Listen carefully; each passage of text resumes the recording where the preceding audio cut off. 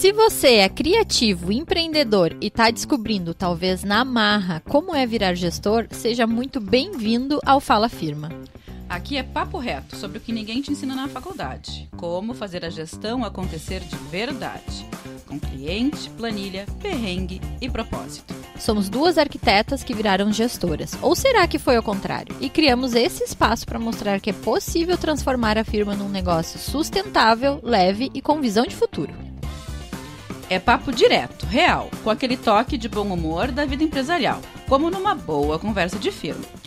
Está no ar o 11º episódio da primeira temporada do Fala Firma. Nem acredito, Rafa, que fizemos tudo isso acontecer em tão pouco tempo. Verdade. Chegar no 11º episódio dá um orgulho enorme. É bonito ver o que construímos, as conexões reais que criamos com quem nos ouve e como isso tem impactado também nos negócios de quem nos acompanha.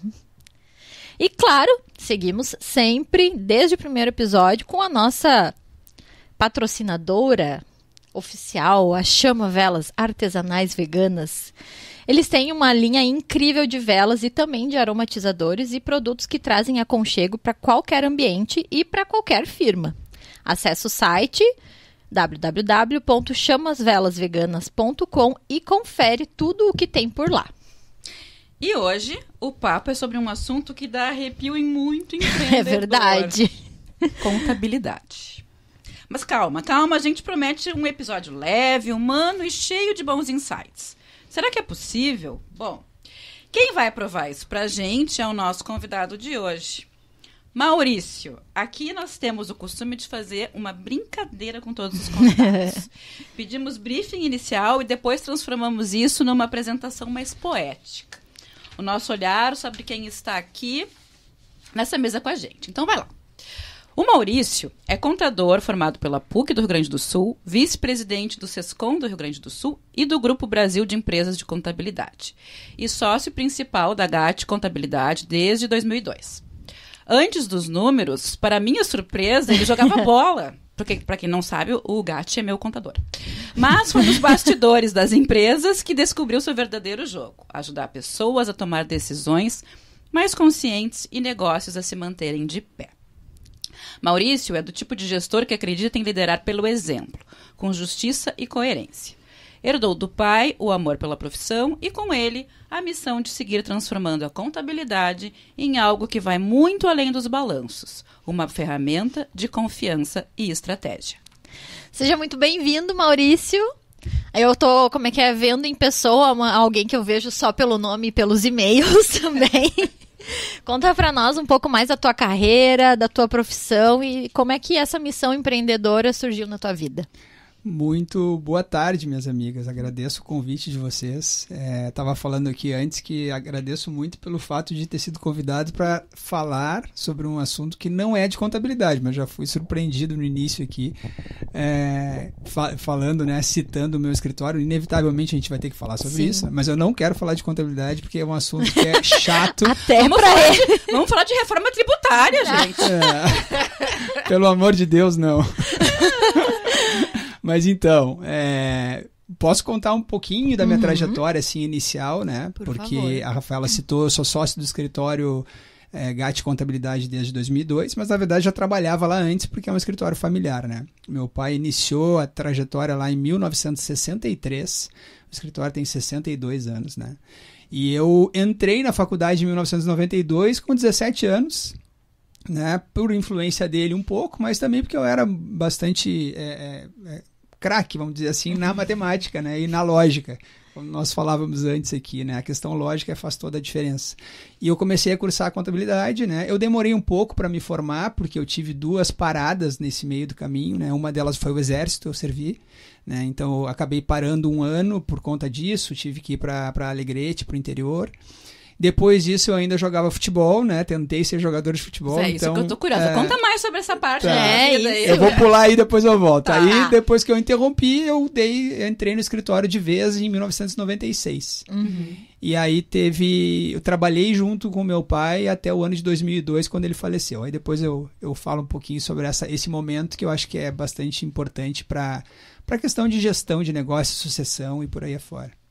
Mas essa parada de 1995, então, até 1995 como tentando ser jogador de futebol, foi o sonho de menino, assim, né? Eu sempre joguei razoavelmente bem no colégio, com os amigos, né? E tentei realmente... Qual era a tua posição? Eu era volante. Não entendo nada. Tá, mas tá dito. Perguntei pra perguntar. Meio de campo, vamos lá. Tá. Então eu joguei todas as minhas categorias de base, cheguei a ser profissional durante um ano, joguei o Campeonato Gaúcho, e aí com 21 anos eu resolvi realmente parar, porque eu via que era bastante difícil, né? Seguir uma carreira, né? Não era um jogador brilhante também, né? Então, vamos lá, um jogador nota 7 tentando achar um caminho seria bastante difícil. Aí depois continuei jogando só de forma amadora com amigos mesmo. Foi mais ou menos isso. E aí entrei, como eu falei, na área contábil em 96, por aí. Eu já estava com 22 anos, né? Eu tinha atrasado um pouco o processo. E acabei me formando só no ano 2000, por conta de ter trancado a faculdade mais de uma vez, né? Por conta dessa questão do exército e do futebol. Mas a formação até não era o mais importante, porque eu já estava trabalhando dentro do escritório, né? E como é que era o escritório nessa época? Era tu, teu pai? Como é que era a formação? Na verdade, o escritório já, a partir da década de 90, ele já tinha um volume de funcionários e clientes bem significativo, né? Então, até uma revisão que eu faço de vez em quando, hoje, em 2025, a quantidade de clientes que nós temos é a mesma quantidade que tinha lá em 2002, né? Mas é claro que é uma realidade diferente. A gente conseguiu, com o passar dos anos, melhorar muito a gestão do escritório, melhorar muito os processos, porque a profissão mudou bastante também. Então, hoje a gente tem clientes muito mais qualificados do que era naquela época, né?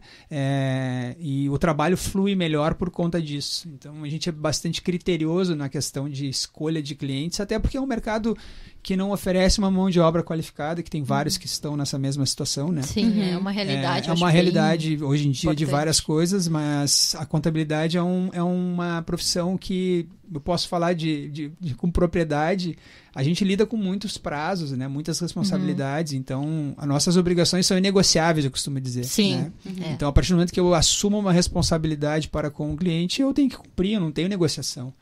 Eu não posso, eu brinco com a minha irmã, eu brinco com a minha irmã que é arquiteta também. Ah, tua irmã é arquiteta, Eu falo pra ela assim, olha, Rosane, se tu por acaso tiver um projeto que tu prometeu pra sexta-feira e por algum motivo tu não conseguiu entregar, tu vai entregar na semana que vem, o máximo que vai acontecer é o cara ficar bravo contigo. Sim. Salvo uma questão contratual, né? O máximo que acontecer é isso. Eu não tenho essa mobilidade. Se o imposto vence sexta, é sexta. Eu não posso chegar pro governo e dizer, pelo amor de Deus, dá pra vocês prorrogar pra segunda? Entendeu? Então essa é uma situação que a gente fica muito vulnerável, né? Sim, e tu lida com o dinheiro das pessoas, né? Tem mais essa questão aí, uma questão bem importante, né? Saúde financeira, né? E não só a contabilidade tradicional, como orientações aos clientes, né? A gente tem que ter conhecimento para isso, mas tem que ter fôlego, tem que ter gente capacitada e disponível para... A Rafaela, que é lá no meu escritório, precisa de uma reunião, vamos agendar amanhã, 2 dias depois, né? E o que acontece no mercado é que tem muitos profissionais que não conseguem fazer isso. Não que eles sejam ruins, mas eles estão mais do que sobrecarregados e não conseguem dar o atendimento mínimo que os empresários precisam, né? Sejam empresários pequenos, grandes. O empresário, quando precisa de alguma coisa, às vezes é uma coisa urgente, né? Exato. Eu preciso emitir uma nota e deu um problema. Eu tenho uma licitação e deu um problema. Nota. E é amanhã, entendeu? Sim. O cara pode passar o ano inteiro sem pedir nada. É uma panela de pressão. É. Daí vamos voltar a dar um passinho atrás antes de falar sobre... Eu tenho muito interesse em saber como é que se estruturou o escritório, como é que vocês trabalham com esses prazos, enfim. Mas antes, vamos dar um passo atrás, porque eu quero saber como é que foi assumir a empresa após o falecimento do teu pai. Sim. Como que esse momento foi para ti, tanto no lado profissional quanto no lado pessoal, e o que essa experiência te ensinou sobre legado e sucessão? Então, ensinou tudo, né? Dá pra dizer que ensinou tudo. Tu era muito jovem, né, quando tu assumiu. Eu vou tentar resumir a história, assim, mas isso aí é algo que dá um case aí de, eu acho que de sucesso, porque deu certo, né? A gente tá até hoje assim, estamos muito bem. Mas realmente foi algo inesperado. E quando tu tem algo inesperado, tu te depara com situações completamente imprevisíveis, né? Então, resumidamente, meu pai já vinha tendo alguns problemas de saúde e foi fazer uma cirurgia na cabeça do fêmur, tá? Foi isso, basicamente. Antes disso, ele tinha feito ponte safena, um ano antes, mas estava bem, estava estabilizado, tinha 66 anos. E aí ele baixa o hospital para fazer a cirurgia, uma cirurgia que era para ficar lá 2, 3 dias, voltar para casa, caminhar, fazer fisioterapia. ele faz a cirurgia num dia e naquela noite ele tem uma embolia e tem uma parada cardíaca e vem a falecer. Nossa. Né? Assim, dessa forma como eu tô Sopetão, contando assim. para vocês. Uhum. Então, fora toda a dor da perda, né? O escritório precisava... Aí vai uma boa história ali, né? O escritório precisava continuar funcionando. Não tinha... de novo, né? Inegociável. Sim. Né? Então, isso acontece no dia 30 de abril de 2002. Dia 1º de maio é feriado. Né?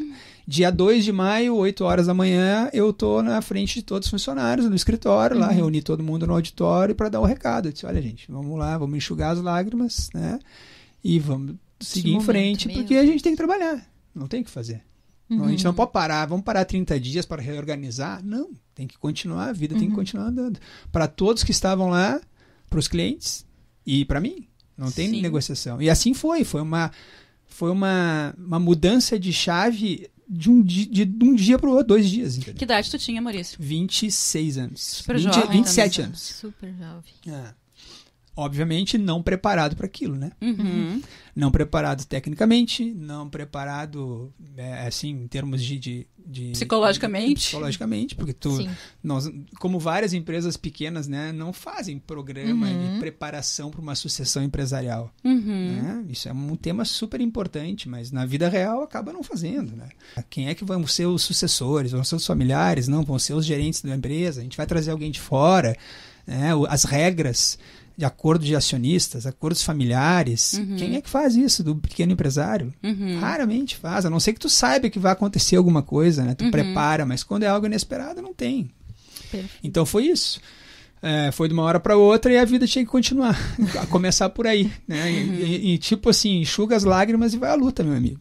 Sim. E isso ensinou. Ensinou sobre sucessão. Eu sempre fui meio duro, sabe? Né? No sentido assim de topar qualquer desafio. E isso aí não tem mais desafio que esse, entendeu? É seguir a vida, não tem muito o que fazer. Eu tive uma situação, claro, bem diferente, mas bem semelhante à tua, assim, pensando agora como empresário, né? Sim. Que a gente passa por situações muito difíceis e tem que saber superar. Eu, por exemplo, a minha filha tinha 15 dias, ela era recém-nascida.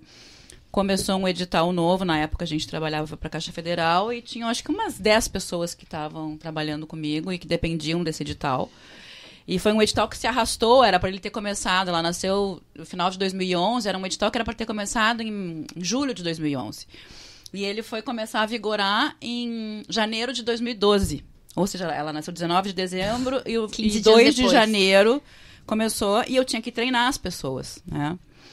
E eu lembro, assim, imagina, eu tava assim, né, 2 semanas, eu lembro do porteiro do prédio quando me viu, o que tu tá fazendo aqui? Eu tinha barriga ainda, né?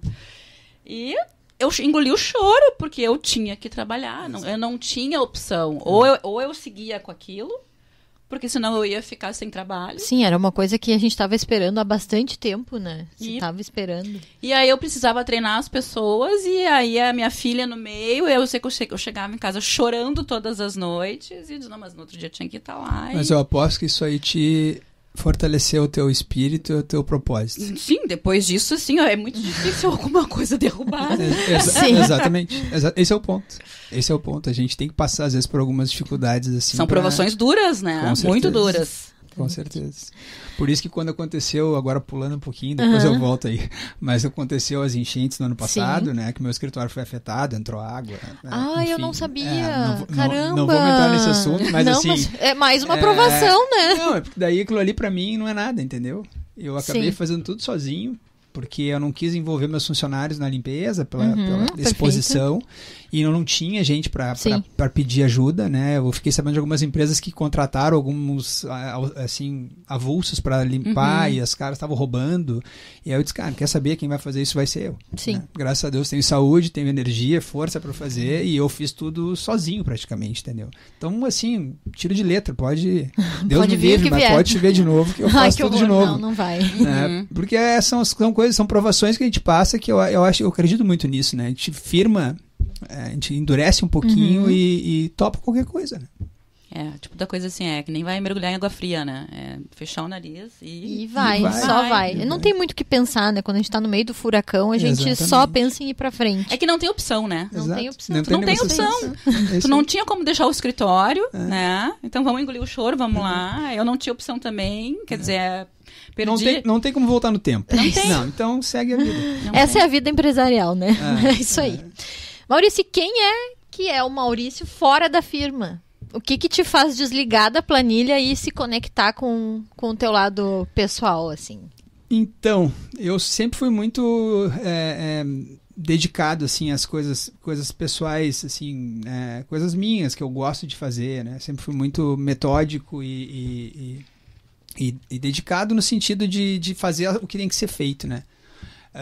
E disciplinado para as coisas que eu faço. Então eu gosto muito de praticar esporte. Né? A minha válvula de escape é essa, né? E eu não faço por estética, eu não faço por obrigação, eu faço porque eu gosto de fazer. Realmente eu gosto de fazer. Eu me sinto prazer de ir lá. Dentre várias coisas que eu já fiz, nos últimos 10 anos eu faço crossfit, tá? Que legal. Jesus, um dia eu ia ser assim. Então é um treinamento dolorido às vezes, sabe? Porque não é confortável. Né? E eu gosto disso, sabe? Eu busco esse desconforto e pra mim é uma coisa... Tu gosta do desafio. Eu gosto. O desafio. Empreendedor, né, Rafaela? Quem que gosta de conforto que já esteve aqui? E ali é uma prática que a gente sempre tem um desafio do dia, né? Praticamente, sim. Entendeu? Então, se eu vou conseguir atingir ou não, pode ser até que não. Mas o meu propósito é chegar lá e conseguir fazer o melhor que eu puder. Tu é competitivo? Não, eu não sou competitivo até. Mas comigo mesmo, eu sempre procuro me desafiar. Sempre poder fazer um pouco mais. E a gente sabe que a gente sempre pode fazer um pouco mais. Sim. E o esporte demonstra muito isso. Né? Sempre dá para fazer um pouco mais de força, sempre dá para caminhar um pouco mais, correr um pouco mais, fazer um pouco mais de peso, sempre dá para fazer. Dentro de uma razoabilidade, é óbvio, né? Mas isso aí é uma coisa que faz com que a gente consiga... E tu leva isso pro trabalho também, de certo, exatamente, né? As pessoas que trabalham contigo devem ser super assim, vamos buscar pra frente, vamos sempre pensar no... Não sei se todos, mas assim, né? Mas é a imagem que eu deixo transparecer pra todos, né? E a ideia que tu me passa, pelo menos, é que tu é um bom líder. Porque eu vejo assim, como eu te acompanho há muito tempo já, nem sei quantos anos a tua empresa me atende... os funcionários ficam, né? Ficam lá. A gente não tem uma rotatividade muito grande, não. E me parece que gostam de trabalhar lá. Eu acho que sim. Que é o mais importante, né? Ficar o nosso escritório nesse sentido de ter esses cuidados, assim, numa média, sabe, de empresas, a gente está muito bem, sabe?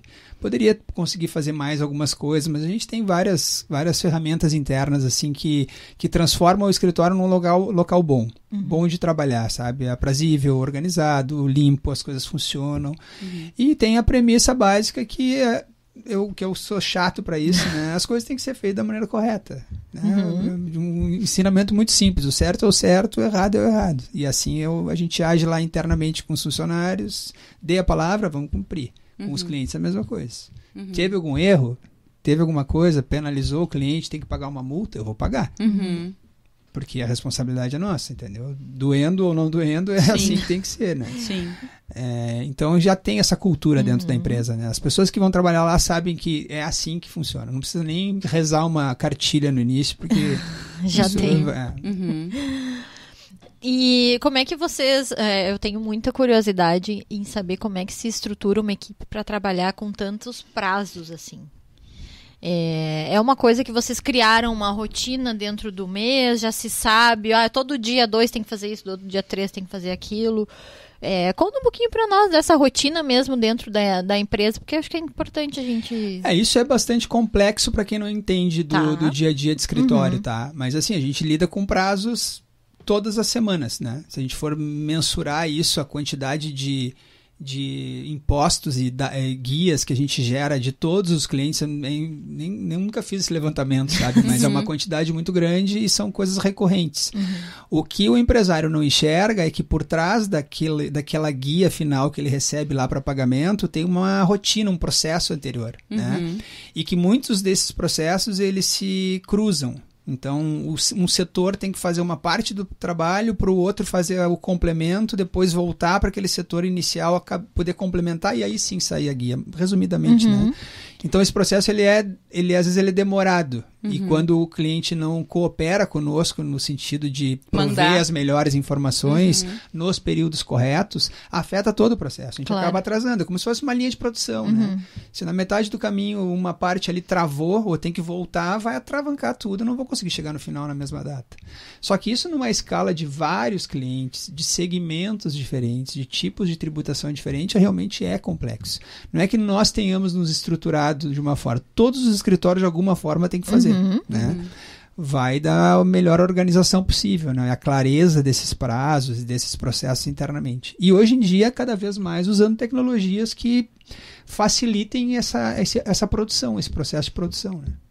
Mas é algo que é meio falho, assim. Muita gente acha e usa isso como uma ferramenta, assim, não, a tecnologia está aí para resolver várias coisas e substituir as pessoas. A IA não vai substituir um contador. Como é que vocês trabalham com isso, com a inteligência artificial? Não, eu acho que está todo mundo mais ou menos no mesmo nível, assim, de outros empresários, né? A gente sabe que está aí, a gente sabe que pode ser utilizado, só que o nosso trabalho ele é muito pessoal, né? Essa própria reforma tributária que está acontecendo agora, não tem uma ferramenta de IA que vai dar a melhor solução para ti, para vocês como cliente, para uma outra empresa da mesma forma. Cada caso é um caso. Né? As regras tributárias, lamentavelmente, são assim. Né? Por mais que eles tenham tentado simplificar agora, tem uma série de questões ali. Né? A gente falava um pouquinho antes de começar aqui, né? Eu não quero entrar nesse assunto. Não, é ele mesmo que está entrando, né? Não, mas tudo bem, vai até onde tu quiser. Só para citar, né? Uma legislação que tem mais de 500 artigos, ela não tem como ser simples. Né? E assim, com referências de um artigo referenciando o outro, referenciando outra lei, é muito complexo. Então, voltando à tua questão de processo, como é que se organiza?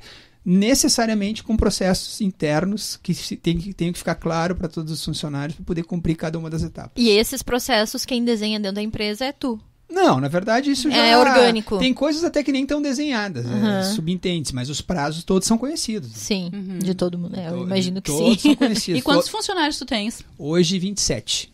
Nossa, bastante gente. E quantas pessoas? Empresas mais ou menos? Em torno de 150. 150 empresas, assim, algumas com filiais, né? Não estamos falando de pessoa física, tem mais uma quantidade. Tem pessoa física também? É que a pessoa física a gente trabalha mais na época de imposto de renda, né? Salvo alguns clientes que constroem apartamentos para vender. Temos uma aqui ao lado.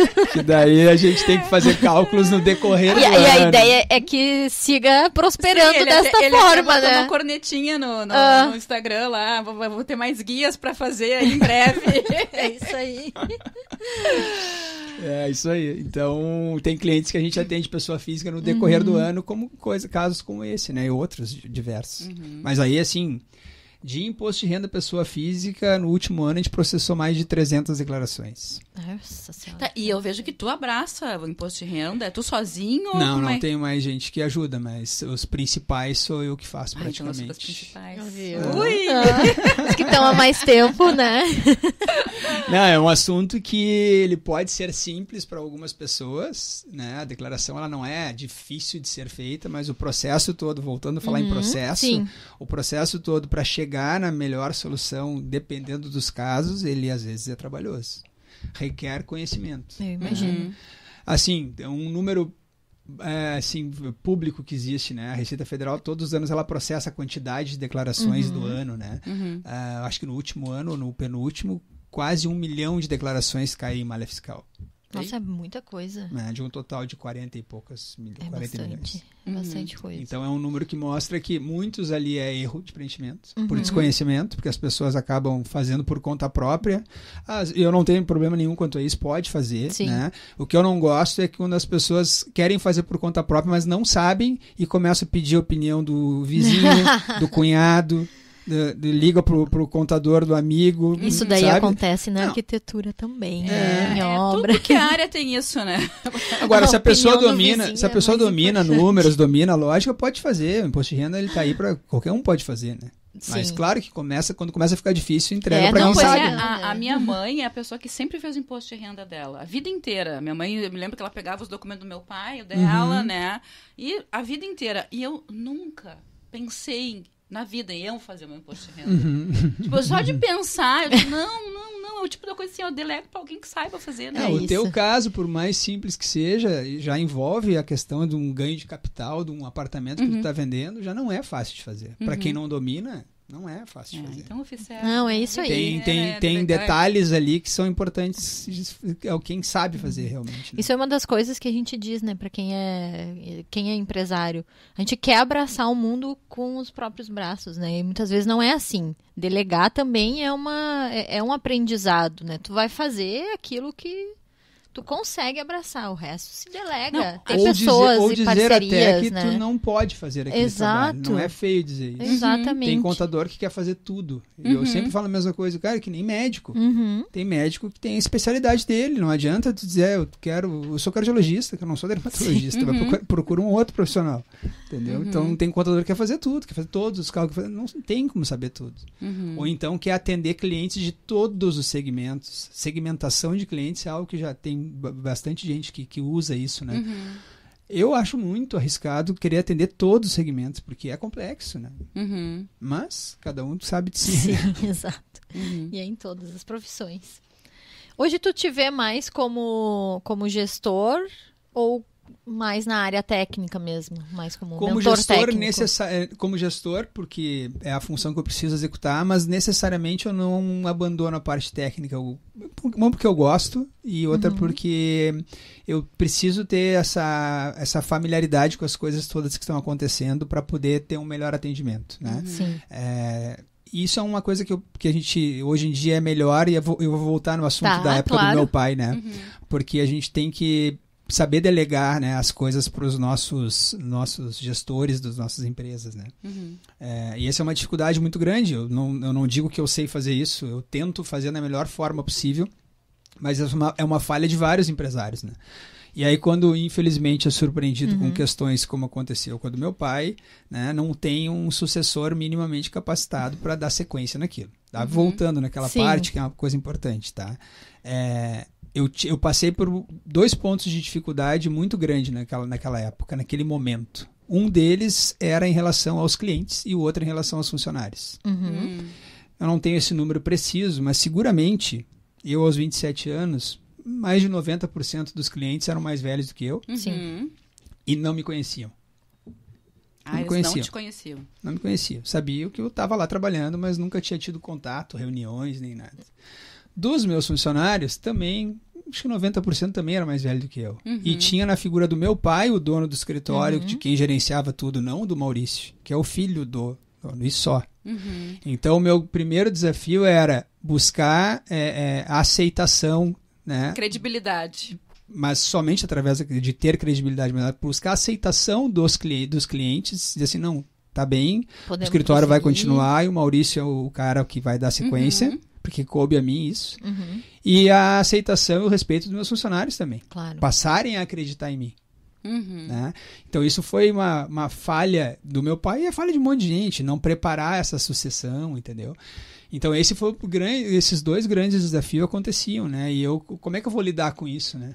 Como é que eu vou fazer com que os clientes passem a confiar em mim e acreditar em mim?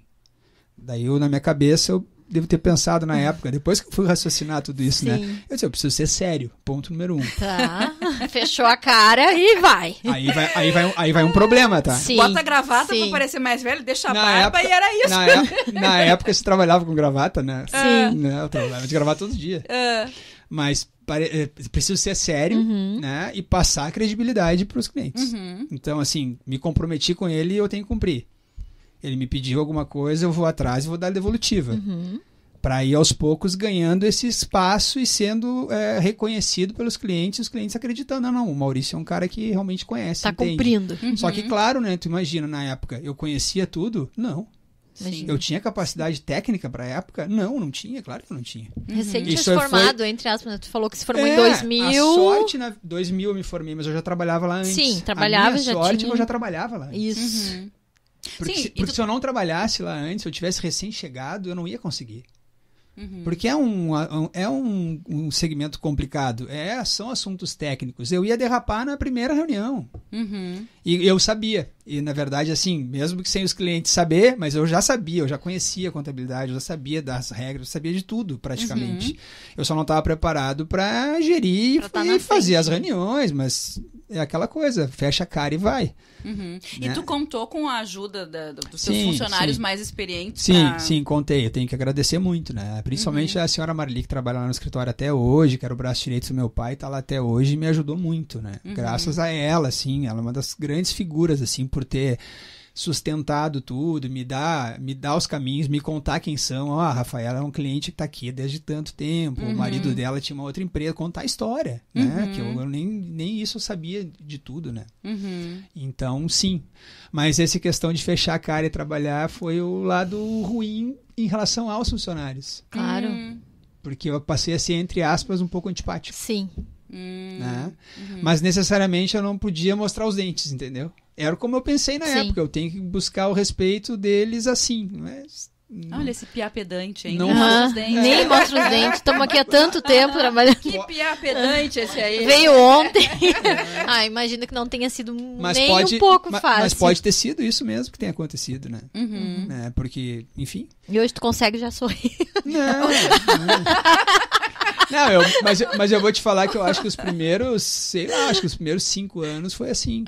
Não, eu vou te dizer, eu não te conhecia pessoalmente, eu te achei uma pessoa séria, mas claramente, ao conversar, uma pessoa super boa de trato e muito agradável. Então, com certeza, essa imagem, essa figura já saiu. Eu sempre fui assim, eu sempre fui muito de boa pra tratar, sabe? Só que eu acho que eu tive Era um momento, né? Foi um momento existia um personagem, muitas vezes a gente precisa fazer ninguém isso. me orientou, Maurício, tu vai ter que fazer isso, tem que fazer aquilo. Eu acho que eu foi intuitivo, sabe? Eu achei que aquilo ali seria o melhor caminho, né? Acho que deu certo no fim, mas talvez podia ter sido um pouquinho mais malhável em algumas coisas, entendeu? Sim. E tem também o peso da juventude nesses casos, né? A gente não tem a experiência que tem hoje. Hoje, se tu olhar pra trás, com certeza, poderia ter feito tudo muito diferente, né? Imagina, eu tinha 27 anos, hoje eu tenho 51, meu Deus. Não, é outro momento. É outro mundo. Outra cabeça. Quisera eu, né? Ter a carinha dos 25 com mas tem, né? Vocês dois têm. Não, é diferente um pouco. Bom, agora vamos levar um pouquinho de conhecimento para quem tá nos ouvindo em casa, tá? Mas não vamos entrar na reforma tributária, com certeza não. Por sinal, só claro. Um parênteses. Eu tô curiosa para saber como assim, eu tenho acompanhado nas redes sociais, tu tem feito bastante conteúdo nas redes. Como é que tá surgindo essa... Eu vejo que tu é palestrante também, né, agora. Sim. É verdade, uma boa pergunta. Então, como é que surgiu isso na tua vida? Então, por necessidade de me ambientar com a reforma tributária. Necessariamente, não é algo que eu escolhi. Não, eu vou fazer isso, eu precisava fazer isso, né? Porque todos os nossos clientes precisam disso. E a gente está recém começando essa trajetória aí. Então, resumidamente, serão 7 anos de transição de um regime para o outro, que começa de uma forma muito gradativa já no ano de 2026, não vou entrar em detalhes, tá? Para não dar palestra. Mas, enfim, é um processo longo e que eu tive que, eu e outras pessoas, né? Praticamente todos os profissionais da área contábil tem que entrar nessa questão. Só que desde o ano passado eu comecei a montar como eu estava falando para ti antes da gente começar, tentar montar um resumo da reforma, se é que isso é possível, para tentar transmitir para os empresários minimamente entender. Porque, na verdade, a reforma ela veio para impactar todas as empresas. Nós, como contadores, somos agentes de transmitir isso para as empresas, né? Dar notícia ruim. De dar notícia, de dizer como é que vai ter que ser feito, né? Quais vão ser os efeitos, fazer simulações. Hoje tu paga X, tu vai passar a pagar X mais 1, tem essa e essa alternativa, enfim. Então, por necessidade, eu tive que começar a me aprofundar nisso, né? Então, desde o ano passado, desde 2024, que eu tô assim, mergulhado nisso praticamente, né? Então, praticamente todos os dias tem alguma coisa, uma notícia, algo que eu faço alguma relação com algum caso de algum cliente, e a minha apresentação foi sendo enriquecida com o passar do tempo, né? Amanhã eu tenho mais uma. Já tá craque. Deixa eu fazer um parênteses. Gente, o cheirinho que tá aqui dentro do estúdio. Tá bom. Modéstia à parte. Gente, a gente tá com uma vela de jabuticaba. Eu nunca imaginei que fosse um cheiro tão gostoso assim. Tá uma delícia, Ela olha. tá perto de mim e realmente tá maravilhoso. Isso aí, Maurício, Veio o ventinho aqui agora com o cheirinho. Gente, que delícia. Essa é a coleção de verão, mas nem foi pro site ainda. Então Olha tem que só, em chamar no primeira direct. mão a gente já tá aqui vendo, sentindo. Isso aí. Muita gente vê, eu inclusive, a contabilidade como algo super burocrático. Mas de que forma o teu trabalho, a técnica contábil, ela pode ajudar as empresas a tomarem melhores decisões? Todas as formas. Realmente ele é um trabalho burocrático. Ele é um trabalho internamente para quem trabalha, quem faz o dia a dia. Ele é necessariamente burocrático, por toda aquela questão de processo que eu te comentei antes. Então, tem regras a serem cumpridas que não fomos nós que inventamos, então a gente é um intermediário entre o que o governo requisita e o que os empresários têm que declarar e pagar, né? Resumindo, a história é essa. Mas é claro que a contabilidade, na sua essência, ela é muito mais do que isso, né? A contabilidade em si, a demonstração dos números contábeis, que podem servir como uma ferramenta de auxílio para o empresário tomar as melhores decisões, isso é muito rico, né? Muito bonito de se ver, porque traduz exatamente o que as empresas estão fazendo e como é que é o melhor caminho a ser seguido. Né? E alguns clientes a gente consegue fazer reuniões de indicadores, mostrar os números, né? Mostrar crescimento, mostrar algumas curvas, né? E que o cliente possa tomar decisões. Então isso ocorre a todo momento, né? Lá no escritório, com alguns clientes que têm um acompanhamento mais próximo. Né? Não dá para generalizar, porque nem todos, né? Sim. Mas a gente tem casos assim e é muito satisfatório quando a gente percebe que a gente pôde contribuir de alguma forma, seja por que for, assim, uma nova aquisição, um novo investimento, uma mudança de rumo, de rota de um determinado produto que deixou de ser vendido para trocar para outro, enfim, dá para citar vários casos. Sim, assim. aquela história do bombom, né? Agora tu tá falando, eu me lembrei da história do sonho de valsa. Que mudou a tributação dele, porque antes ele era chocolate, né? Ele era chocolate, virou bombom, ou virou bala. Mudaram a embalagem do sonho de valsa, porque mudaria a tributação dele. Eu achei isso fantástico. Tem mais de um exemplo como esse. Conta aí pra nós. De coisas que mudaram. Pois Eu não sei todos, mas eu sei que tem alguns casos que ocorreram. Salvo, se não me engano, tem alguma questão vinculada, inclusive, aos sorvetes. Tá? Que eu acho que uma marca conhecida aí de lancheria não tem mais como sorvete, sim, tem como sobremesa gelada. Isso uma coisa aí. assim. Daí só pra... Projeto de arquitetura não dá para mudar. Laudo técnico, avaliação, regularização fundiária, não tem como mudar o nome disso. Não, tem vários casos, parece que tem a questão do chinelo e da sandália, tem algumas coisas assim, mas não é muito minha área essa. Caramba. Só para o prestador de serviço que não tem prestação de serviço. Não tem. Eu louca, assim, para minha empresa tributar ali 6,15, que tem uns arquitetos que tributam 6,15. Mas eu sou certinha porque eu sou cliente do GAT. Muito bem. 16,30. É, isso aí. Ai, que dor. E o que tu enxerga, assim, pensando em... O que é unânime, tá? Entre pequenas, médias e grandes empresas, de erros que as pessoas cometem. Erros dos empresários que cometem como gestor do seu negócio? Na tua área...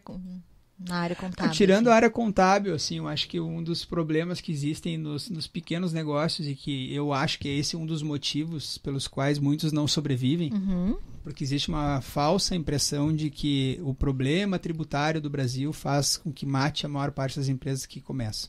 Pode também ser isso, tá? Mas não é só isso. A maior parte, na minha visão, é a absoluta falta de um planejamento antes de começar o negócio, né?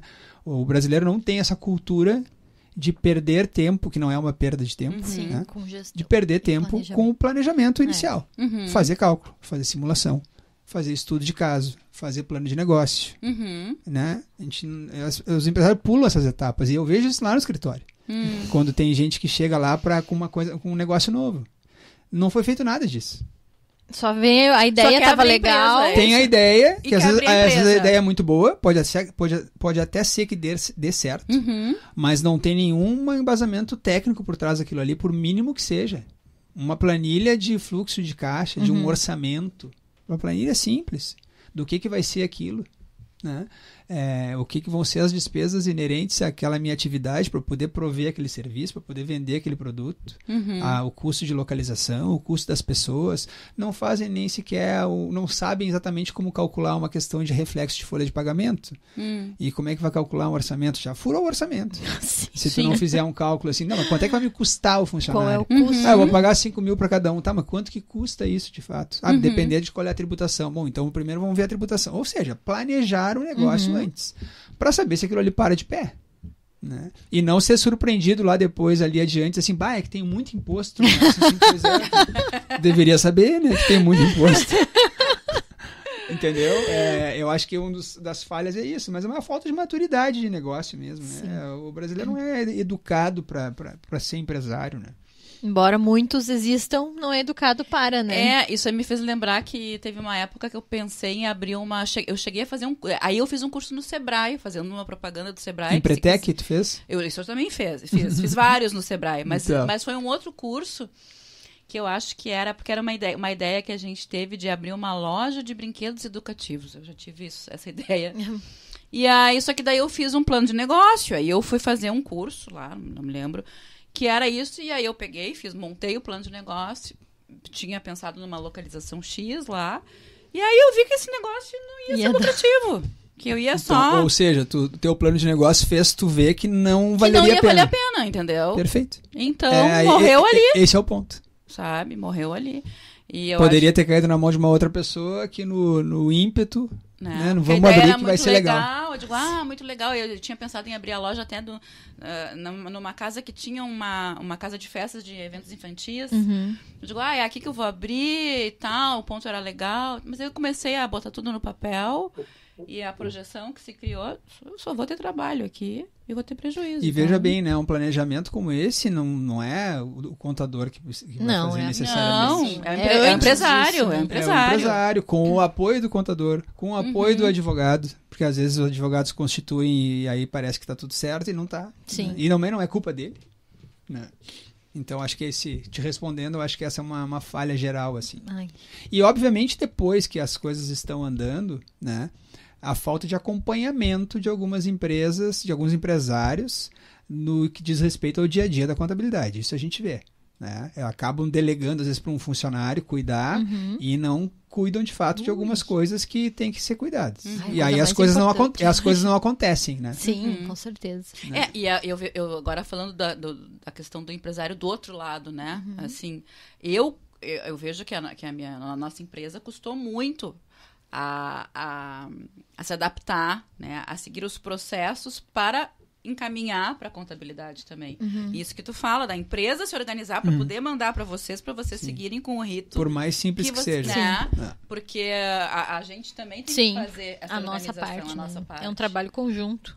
E lá bola de cristal ainda não. E aí realmente... E eu entendo, às vezes, que o empresário não consegue dar esse andamento, sabe? Porque é penoso. O cara tá com um monte de coisa para resolver, um monte de problema para resolver, não tem gente suficiente, né? Existe muita rotatividade de funcionários nos nossos clientes também, né? Então, às vezes, a gente literalmente treina os funcionários, às vezes, como eles devem emitir as notas fiscais, como eles devem separar a documentação, colocar num drive para a gente poder ter acesso até a tal data. Então, a gente reza toda a cartilha dos prazos e aí, daqui a pouco, quando a gente olha, aquele cara não tá mais lá. Não, mas e aí entra um outro e a gente tem que fazer tudo de novo. A gente tem que rezar toda a missa de novo, mas infelizmente é assim. E isso acontece normalmente em grandes empresas, né? Porque a gente tem clientes que são grandes empresas e a rotativa, a gente percebe muito isso. E aí, quantas vezes... A gente tá ensinando, às vezes, o cliente como é que ele tem que fazer. O trabalho dele. Mas é bom, é uma troca interessante, assim, né? Bom... Tu comentou no nosso briefing inicial que um dos maiores erros das firmas por aí é a questão de misturar o dinheiro da pessoa física com a empresa. É tão grave assim? Ainda é comum? Por incrível que pareça, ainda existe. Sério? Ainda existe. Né? A falta de entendimento básico de que uma coisa é uma coisa, outra coisa é outra coisa. Principalmente nos que são a mesma pessoa física e a jurídica. Exatamente. Mas não só isso, né? E eu sou muito da linha de que para eu, pessoa física, uma vida boa, plena, saudável, o meu negócio tem que ser, antes de tudo, tem que ser bom, pleno e saudável. Né? Então, se eu estou com alguma dificuldade no meu negócio, na minha empresa, eu tenho que necessariamente reduzir o meu custo de vida de alguma maneira. E tem gente que não quer descer esse degrau. É difícil, né? Às vezes por necessidade, às vezes por necessidade, né? A gente entende, né? Mas eu vejo muitos casos que não é por necessidade, é por absoluta falta de humildade às vezes, humildade mesmo de dizer assim, não, só um pouquinho eu vou reduzir meus custos pessoais, eu vou deixar de viajar 3 vezes por ano, porque o meu negócio não está indo bem. Ele não me dá esse dinheiro todo para eu ter esse padrão de vida que eu tô tendo. Então, aí tem as misturas de dinheiro de pessoa física com jurídica. Acontece bastante ainda, né? Alguns casos por falta de orientação, sabe? Eu fechei um negócio lá, dei entrada num terreno, eu dei o dinheiro da minha pessoa física na frente, para depois, aí começa a ter um problema. Mas a maior parte é por misturar mesmo, ou não dar bola para aquilo ali. E nisso eu vejo assim, vocês me orientaram muito bem, porque eu tive... Tu é o meu 3º contador. Eu tive, né, 2 pequenos no início, assim, mas eu não fazia nem ideia dessa coisa, assim, dessa organização que a gente precisa ter. Né? Olha, tu tem que me mandar até tal data. Eu às vezes pegava dinheiro da pessoa jurídica para pagar coisa da pessoa física sem justificar porque que eu estava tirando, né? Então, hoje, até para os nossos fornecedores, para os nossos prestadores de serviço, eu preciso que tu me adiante R$100 para gasolina. Não, mas eu tenho que justificar para minha contabilidade porque não, eu tô tirando. A Rafa é bem criteriosa. R$100 da minha empresa, né, da conta jurídica, porque é fundamental isso, exatamente, porque eu tenho que justificar, né? E às vezes esses procedimentos aí são coisas chatas, né? Que tomam tempo e o empresário diz assim, não, vai assim mesmo. Eu compreendo, tá? Algumas situações eu compreendo, mas eu tenho que necessariamente ser crítico porque a gente vê que não é esse o caminho. Né? Que a pessoa acaba se perdendo, né, no meio do processo. Então isso é um ensinamento básico que persiste até os dias atuais, né? Não misturar o bolso da pessoa física com o dinheiro da pessoa jurídica, né? A melhor coisa que tem é deixar sobrando na pessoa jurídica. Deixa sobrando, deixa lá no investimentozinho, deixa lá, né? Assim. É verdade. Quem é que tem, no mínimo, um fundo necessário, né? O meu pai falava muito isso. Meu pai usava um termo de reserva técnica, né? Então, quem é que tem uma reserva técnica na sua empresa, faça um raciocínio aí, quem estiver nos escutando, suficiente para, se por qualquer motivo eu tenha que fechar minha empresa amanhã e demitir e rescindir o contrato de todos os meus funcionários. Quanto é que isso vai me custar? Eu tenho esse dinheiro para poder pagar tudo isso? Eu tenho, não em espécie necessariamente, mas eu tenho bens, eu tenho ativos suficientes que cubram isso para poder quitar todos os meus passivos e eu poder fechar a porta do meu negócio e abrir uma rádio, né? abrir qualquer negócio, né? Sim. Eu tenho essa possibilidade, tem gente que não, tem negócios que não, que estão girando todos os meses muito bem, mas não tem reserva técnica nenhuma. E aí não tem reserva técnica nem na pessoa física. A questão daí a gente agora vai entrar, né? A gente entra na questão que a gente não tem educação financeira. Esse é o ponto. Esse é o ponto. Gente, básica, né? Eu aprendi a ter educação financeira há 3 anos atrás. Eu tenho 49 anos. Sabe? Porque eu não tinha. E aí aquela história da dor ensina a gemer. Porque comigo acontecia isso. Eu misturava pessoa física, pessoa jurídica. Pessoa jurídica ganhava. A física tá... né? E aí a gente aprende, não, só um pouquinho. A gente tem que ter uma reserva de emergência, que eu chamo, porque se qualquer acontecimento, né, catastrófico ocorra, tu tem ali pelo menos o teu salário de 6 meses para te poder sobreviver ali, né? Sim. E aí na empresa, então, isso é fundamental. Sem dúvida. E quando eu falo isso, eu não estou falando no sentido de alguém pode estar ouvindo assim, o Maurício está achando que é fácil, tem gente que está matando cachorro a grito, não consegue mal sobreviver. Sim. Eu compreendo, e não é para esses que eu estou falando. Esses aí, infelizmente, estão tentando dar um jeito na vida, no negócio e na pessoa física. Tem muito pequeno empresário assim, a gente sabe, tem gente muito endividada, né? Só que também tem gente endividada por maus negócios, né? E por má gestão do seu próprio negócio. Sim. Tem que pensar nisso também. Tem que saber, né? Que não é feio errar e não é feio tu fechar um negócio antes que isso escale e vire uma bola de neve. Tem né? gente que não... A questão do padrão de vida pessoal Eu vejo vários casos, vejo imposto de renda de várias pessoas físicas. Tem pessoas que têm endividamento alto na pessoa física, na pessoa jurídica, e tá gastando dinheiro a rodo demais. E tá pagando juros. Entendeu? Se fizer uma conta matemática em 2, 3 anos, eu brinco, eu falei pra minha mãe, se me der o dinheiro desse cara na minha mão em 2 anos, eu arrumo a vida dele. Tu vê só. Mas tu podia virar coach. Eu arrumo a vida dele com uma premissa só, tu não paga mais nenhum centavo, eu vou pagar tudo pra ti, só que tu vai ter que diminuir um pouquinho teu padrão, a gente vai zerar esses teus juros aí em 2, 3 anos, tu vai respirar. Mas gente, olha só, vamos pensar o que... Não, de uma forma muito assim, brincando, sim, tá? Mas óbvio que não vou botar a mão no dinheiro de ninguém, nem quero fazer isso. Mas assim, a gente já tinha pensado nisso. Já ia te tirar, você vai ser coach financeiro. Mas são coisas muito perceptíveis, a gente vê nos números, eu tô acostumado, a gente vê nos números isso. É incrível. Claro que tem gente que tá endividada porque realmente tá, infelizmente, lamentavelmente tá.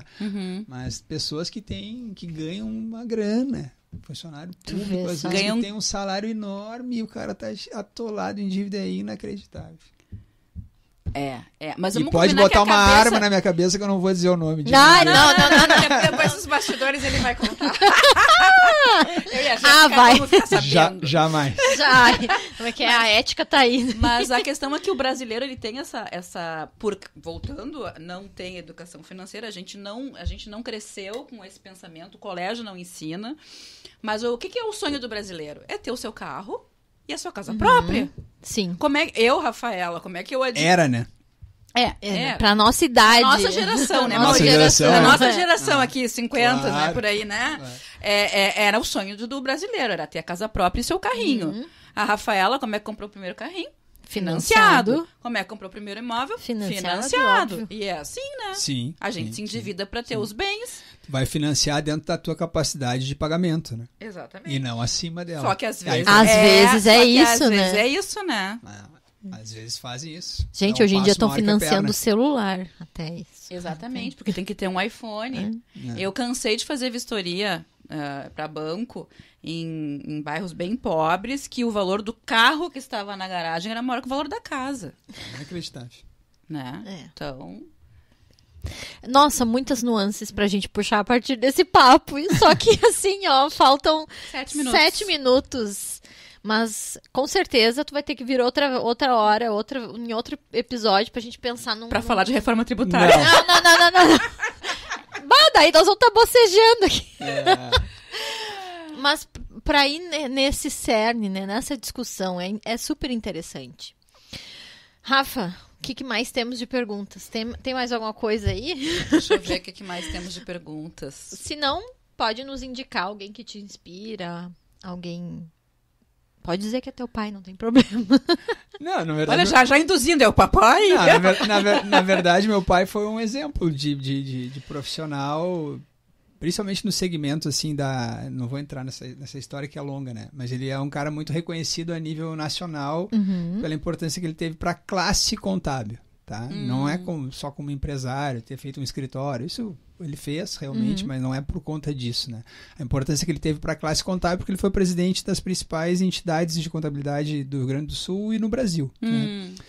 E ele foi realmente um transformador, um idealista, né? Mas aí vai longe a história. Então, realmente, eu tenho ele como uma inspiração, assim, pelo fato de tudo que ele fez, né? E ainda hoje, mesmo depois de tanto tempo ele tendo falecido, ele ainda é citado em praticamente todos os eventos de contabilidade. Eu já vi algum comentário no Instagram que tu é correto, com um caráter que nem o teu pai. Aquilo me chamou a atenção, assim, né? Alguma postagem que tu fizeste ali. Legal, não vi isso, mas legal. Né? Mas eu não tenho ninguém, assim, de modelo a me inspirar, assim. Eu sou um cara, eu gosto de escutar muito, assim. Não sou um cara de muita leitura, infelizmente, eu sou mais de escutar. Eu sempre, desde jovem, eu assistia palestra, assistia evento, ia nos lugares, eu aprendi muito assim, dessa forma, escutando e absorvendo. O que é bom e o que é ruim. Então, assim, eu procuro escutar as pessoas que me inspiram de alguma maneira, que me trazem alguma coisa positiva. Eu paro para ouvir, né? E dali sempre sai alguma coisa boa. Né? Posso ficar 1 hora escutando um podcast, uma palestra, sempre a gente aprende alguma coisa. Isso é um grande ativo, né? Porque as pessoas hoje em dia, elas perderam essa questão do ouvir o outro. Só querem né? falar e Só ter querem razão. falar e ter razão, exatamente. Não, eu sou... Putz, Tu é um ouvinte. eu sou ouvinte. E eu tenho essa premissa, assim, sempre quando a gente tá ouvindo alguma coisa coisa vai ficar de positivo ali. E é aquela imagem, assim, né? Bota dentro da tua bagagem de conhecimento que tu não perde mais. E eu tenho uma também, assim, nenhuma pessoa passa pela vida da gente sem deixar algum ensinamento. Eu acho que essas trocas, e a gente tem que estar muito atento a isso, né? Às vezes, sei lá, tu conviveu com uma pessoa ali um tempo e tal, mas o que aquela pessoa trouxe de ensinamento pra ti? Ela trouxe alguma coisa pra ti, sabe? A gente tem que reconhecer isso, né? Às vezes tu, sei lá, cruza numa fila de banco, a pessoa te disse uma coisa, assim, sabe? E aquilo fica marcado pra ti. Então, acho que essas coisas são... Deixa tu comentou sobre as entidades, né? E como é que é pra ti ser vice-presidente do SESCOM, vice-presidente da G Brasil?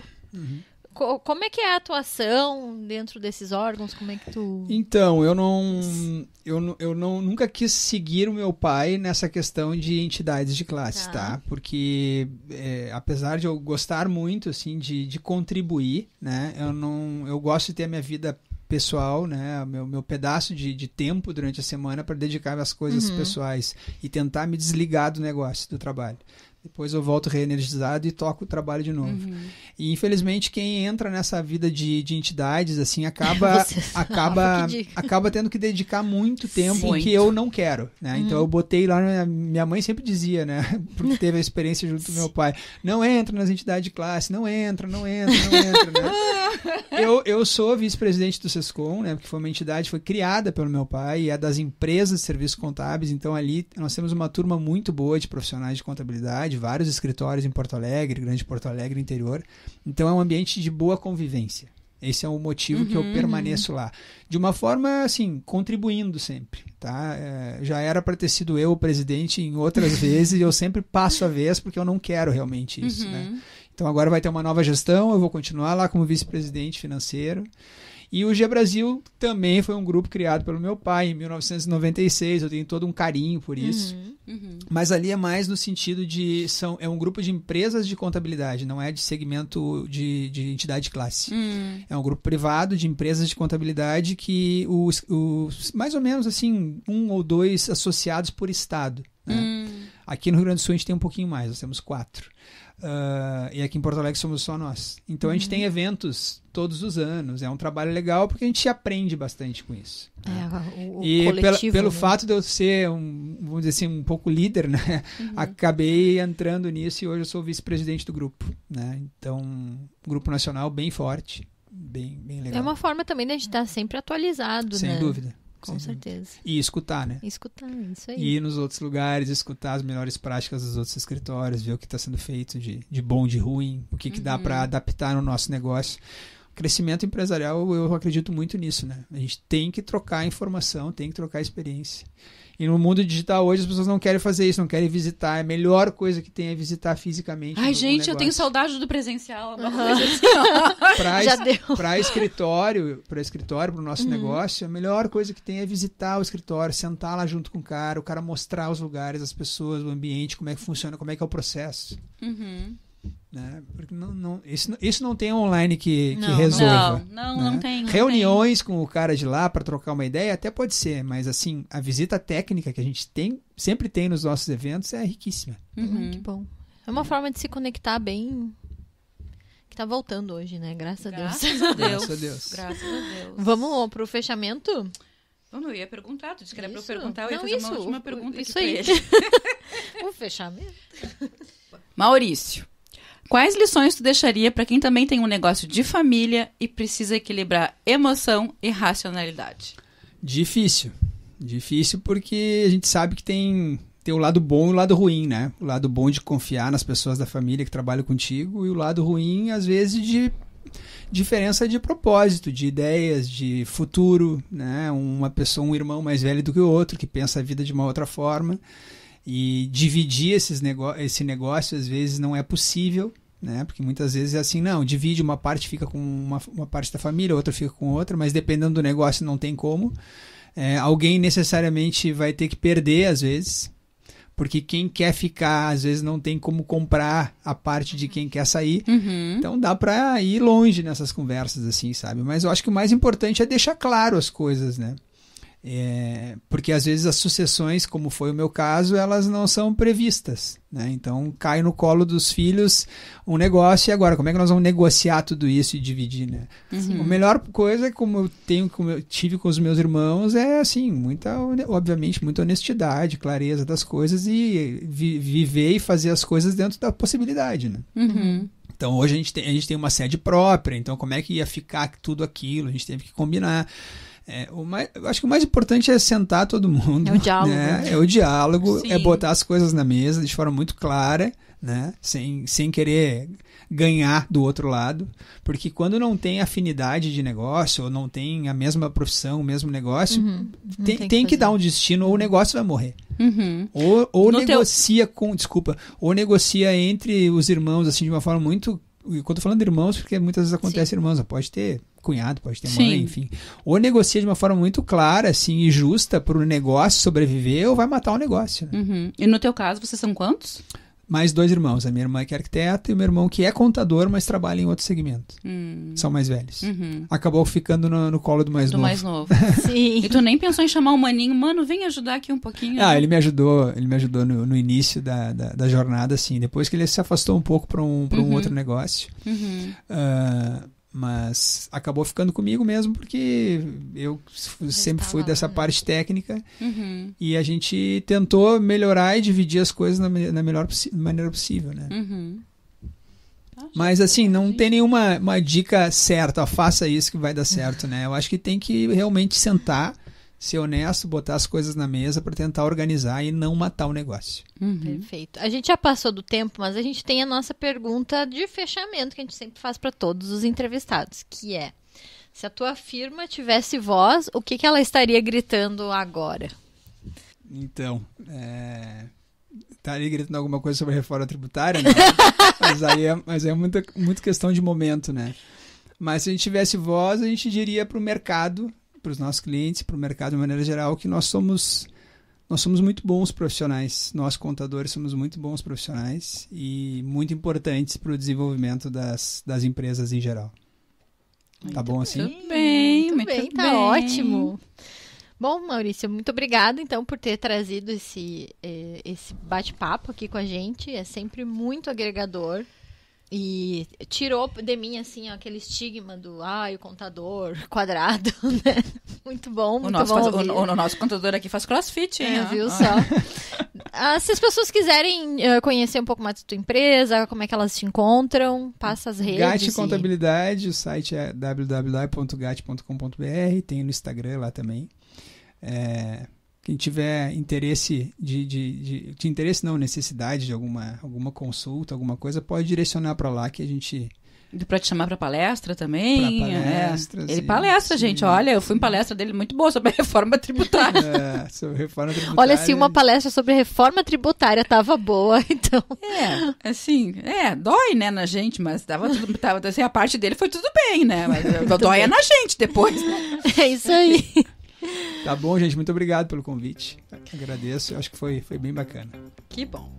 E você que nos ouviu até aqui, conta pra gente quais foram os insights que a firma te trouxe nesse episódio. Deixa teu comentário. A gente adora saber como essas conversas reverberam aí do outro lado. E se ainda não tá com a gente no Instagram, corre lá no @FalaFirmaPodcast. Tem conteúdo além do estúdio, bastidores, reflexões e tudo que ajuda a firma a acontecer no dia a dia.